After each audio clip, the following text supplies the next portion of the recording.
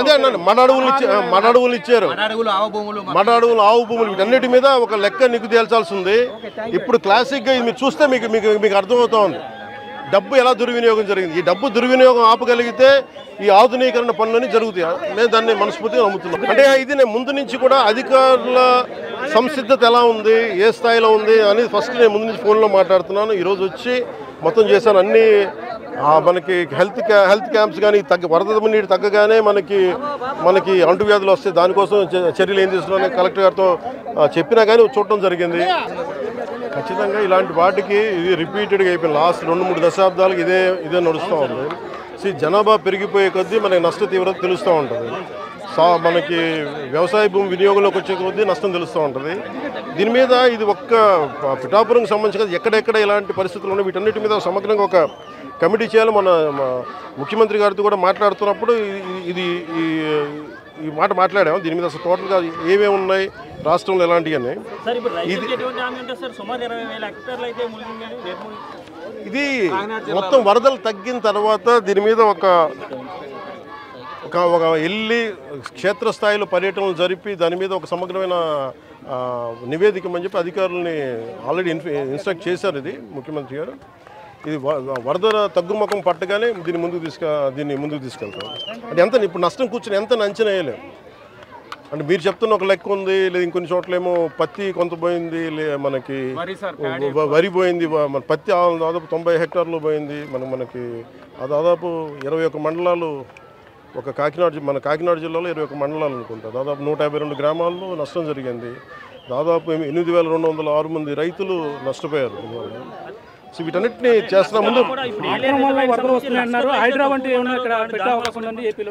అంటే మీకు యాక్షన్ కావాలా, యాక్షన్ ఫిల్మ్ అంటే ఇది మనం హైడ్రా అలాంటి తీసుకోవడానికి మేమేం నమ్ముతామంటే చాలా మనం సమాజంలో ఉన్న ఎవరైతే ఎన్క్రోచ్మెంట్ తెలిసి చేయొచ్చు, తెలియక చేయొచ్చు, అందరి భాగస్వాములతోటి మాట్లాడి కష్ట నష్టాలు ఏమున్నాయి ఇవన్నీ తెలియజేసిన తర్వాత వాళ్ళకి నోటీస్ ఇచ్చి వాళ్ళకి పునరావాసం చాలా వరకు చేసిన తర్వాత ముందుకెళ్ళాలనేది నా వ్యక్తిగత అభిప్రాయం. దీన్ని నేను సీఎం గారి దృష్టి కూడా తీసుకున్నాను.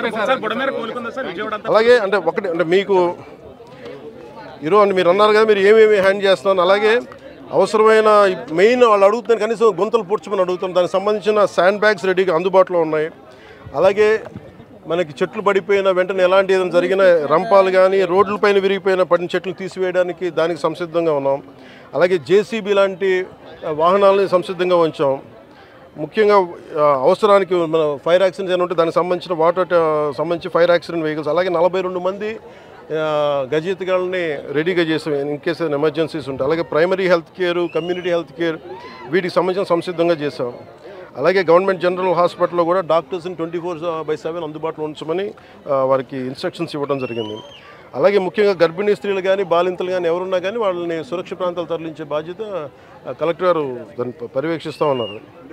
అమెరికా లాంటి దేశాల్లో కూడా మీకు కూర్చోబెట్టి మియామి లాంటి చోట, ఫ్లోరిడా లాంటి చోట తుఫాన్లు వస్తే మొత్తం ఒక లక్షలాది మంది, వేలాది మంది నిరాశలు అయిపోతారు. Their advanced country. అలాంటిది మనకి నేను అడిగేది మేము ప్రభుత్వం తరపు నుంచి లేదంటే అధికారుల తరపు నుంచి సంసిద్ధంగా ఉన్నాం. అలాగే మేము కోరుకుంటుంది కూడా ప్రతి ఒక్కరు కూడా దీన్ని బాధ్యత తీసుకోవాలని, అలాగే వైసీపీ నాయకులకు కూడా విమర్శల కంటే కూడా మీరు వచ్చి ఆ రంగంలో దూకాలని నేను కోరుకుంటున్నాను.